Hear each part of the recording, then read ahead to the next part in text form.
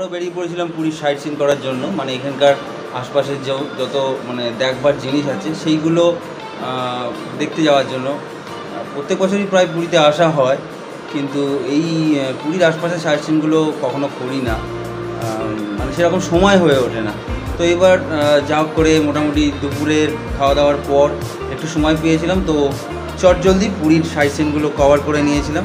তো এখন আমি তোমাদেরকে যে ইনফরমেশানটা দেবো, মানে কীভাবে কম খরচে এবং কতগুলো স্পট তোমরা যারা পুরীতে এসে সাইট সিন করবে তারা ভিজিট করতে পারো খুব সহজেই।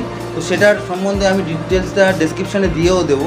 তাও আমি তোমাকে একবার আমি বলে দিই যে এখান থেকে অনেক ধরনের গাড়ি তোমরা বুক করে, অটো আছে, ডিজেল অটো তো অবশ্যই আছে, পার্সোনাল গাড়ি ভাড়া করতে পারো, ম্যাজিক গাড়ি আছে।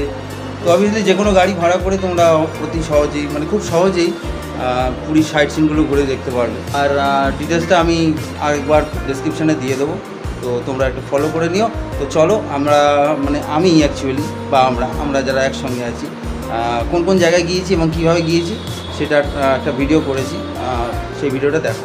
চলো তাহলে।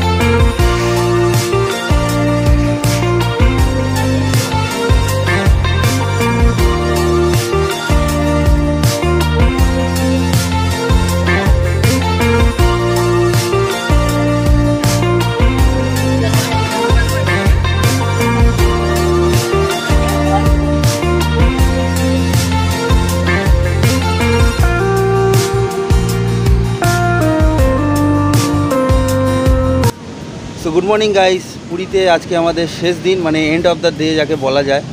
আর আমি আজকে সকালবেলা বেরোতে পারিনি, বিকজ একটু শরীরটা খারাপ ছিল। তো বেলায় বেরিয়েছি, এই জাস্ট এখন 8টা 9টা হবে।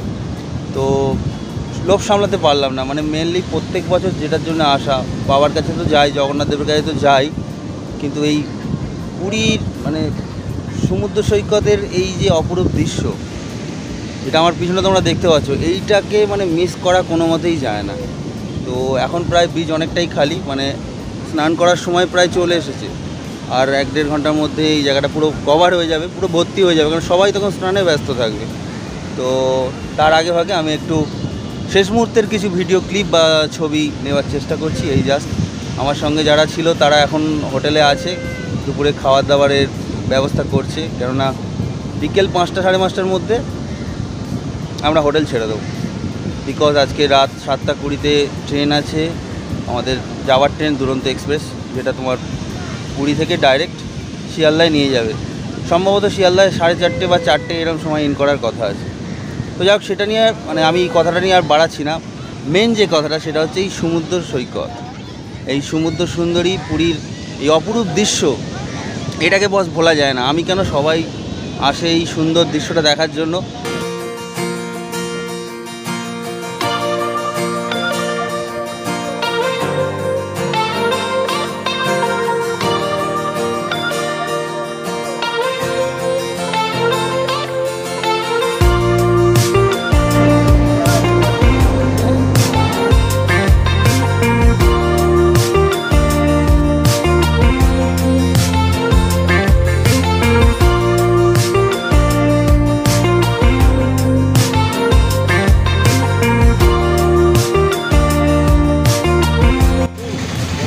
তো গাইস, চললাম বাড়ির পথে। আবারও একটা না অনেক দিনের ব্লগ যেটা চলছিল, তো সেটা এখানেই সমাপ্তি করে দিলাম, কেননা বাড়ি ফিরতে হবে। আজকের ওই ফেরার ট্রেন দুরন্ত এক্সপ্রেস, তো সেটা 7:20 থেকে স্টেশনে ছাড়বে। এই জাস্ট বাইরে সবে গাড়ি থেকে নামলাম, নেমে এখানে কিছুক্ষণ দাঁড়িয়ে একটু রেস্ট নিচ্ছি এবং তোমাদের সঙ্গে এবারের ব্লগের মতো শেষ কথাটা বলে নিচ্ছি। তো আমি পারলি আমার ভিডিওগুলো দিয়ে দেবো চ্যানেলে। যদি কোনো ভিডিও দেখে ভালো লেগে থাকে তো অবশ্যই চ্যানেলটা সাবস্ক্রাইব করো, সঙ্গে লাইক করো, শেয়ার করো, কমেন্ট করো যদি ভালো লাগে।